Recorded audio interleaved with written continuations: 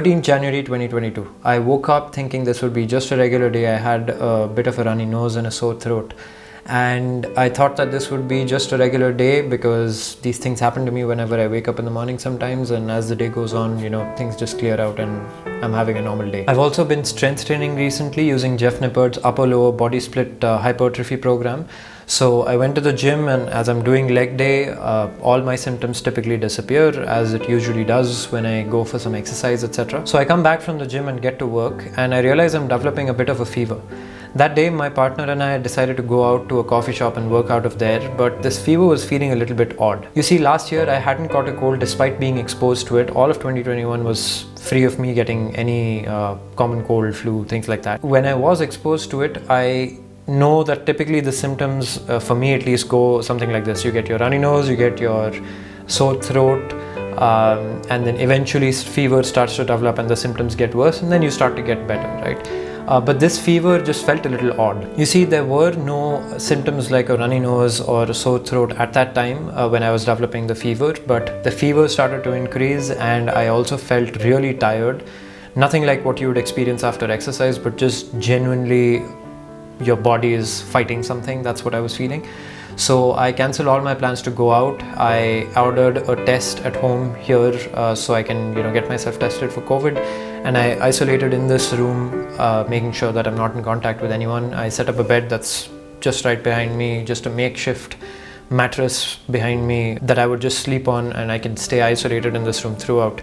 And I conducted a call with my team, the stand-up call, early in the morning, so that everybody had direction on what needs to be done the entire week.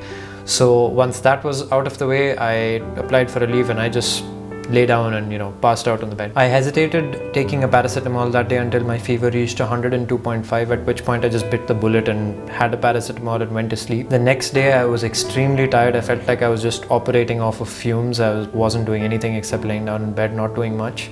And that was the day my result came back and I tested positive for COVID. So I had of course been isolated up until this point, and after I tested positive, I started getting calls from the government asking me and checking up on my symptoms, and I'm assuming this is when the +1 got added to the total tally of people getting COVID here in India. And strangely enough, after that I started even getting calls from insurance companies and loan companies, which I'm sure couldn't have been a coincidence. But that was really, really strange. After that, every single day since then, I've been answering automated calls from the government that just checks in on my symptoms, and you either press 1 or 2 to deny or confirm that you have one symptom or another. All this time I'd been measuring the vitals of my body using a thermometer, a pulse oximeter, and my watch, which is the Garmin Instinct Solar. Now, this watch is what I want to talk about next, and particularly the features I was using out of this were the stress score, which uses your HRV to measure how stressed out your body is, and the battery functions of the watch.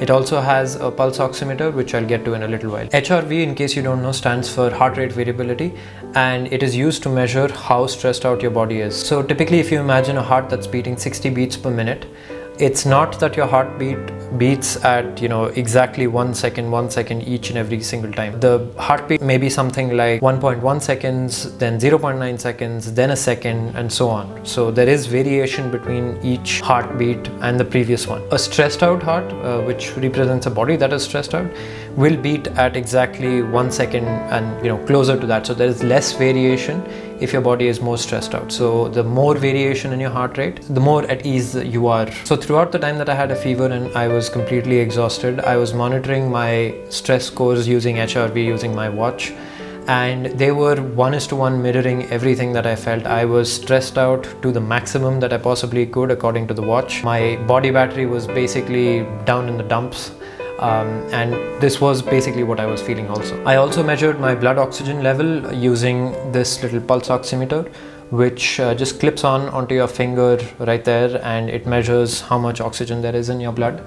And the values that I got off of this compared to my Garmin watch were basically identical. The Garmin watch was a little bit lower, about 2 or 3 points, which I would assume to be the case because this pulse oximeter measures your blood oxygen by pointing a light through your finger, whereas the watch just shines a light on your wrist and reads whatever comes back as a reflection.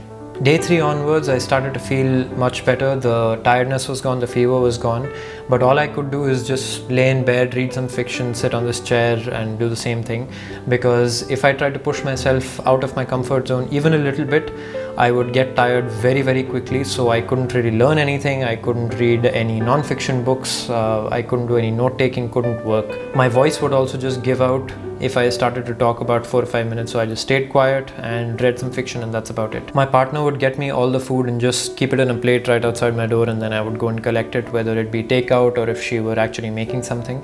She made sure I had my coffee on time. There were times where I would have my coffee and I would just pass out right after that, just go to sleep, which made me feel that all this energetic feeling that I was having just because of the lack of a fever and tiredness was all very superficial. During the time that I was sick, I didn't give up exercising. I mounted my bike on an indoor trainer right next to me. I did about 20 to 30 minutes, really light, not pushing it at all, but I made sure I got some exercise. And then I did 10 push-ups every 10 minutes off of the bike.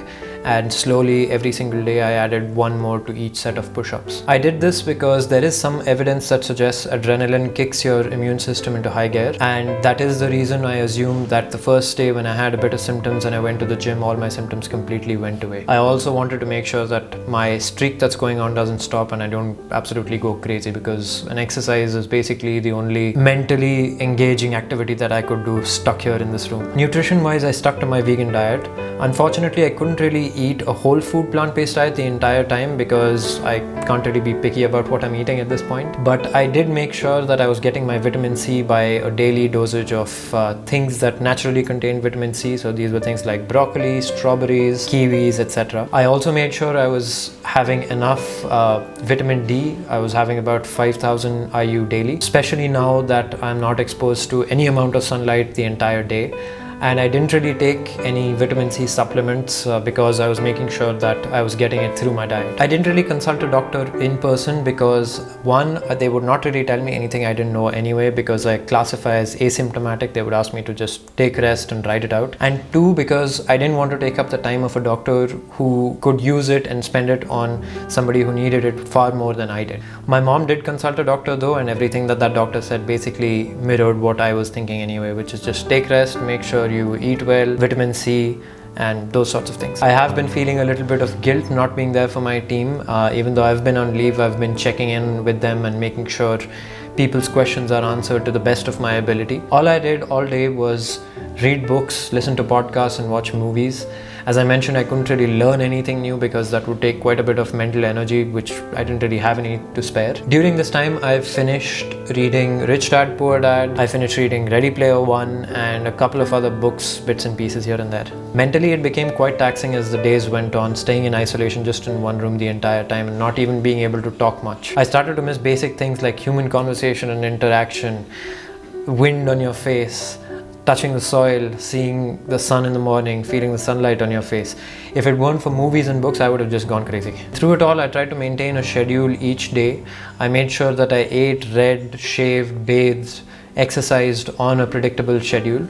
The only thing that I deliberately gave up on was my sleep cycle. I made sure that I set no alarms at all, and as a result I was getting about upwards of 10 hours of sleep every single day. A week into it, on the 21st of January, I was still feeling all my symptoms lingering around. So I had a sore throat, my voice would give out quite quickly, runny nose from time to time, and my lungs would also start to feel tired the same way that you would after going for a really long aerobic activity or something. Your lungs just feel tired. That's the same thing I felt without doing anything at all. So I got myself tested again, and again the results came back positive. Now in a way it is still frustrating to see the fact that 7 days into it I am still sick and I haven't been able to fight this damn thing off.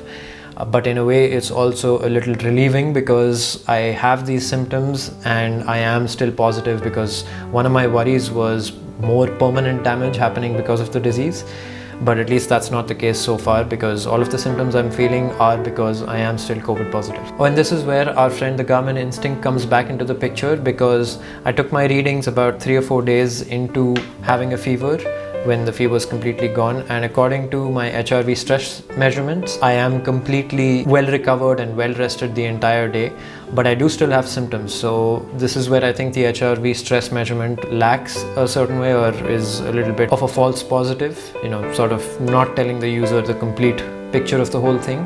Nothing to do with this watch specifically, but maybe more as HRV being a measurement of how stressed out your body is, because I still have all of the symptoms that were there before, but now my watch says that I'm completely well rested. And so that was the time when I took off the Garmin Instinct and switched back to my G-Shock instead. So that's been it. I am still COVID positive at the time of this video recording. I'm going to get myself tested about 14 days after the first test that I'd done, and hopefully that comes out negative, because I can't wait to get back to life as it normally was, going out for a run, building some software, posting some content on YouTube, etc. So until then, stay safe and take care. I'll see you in the next one.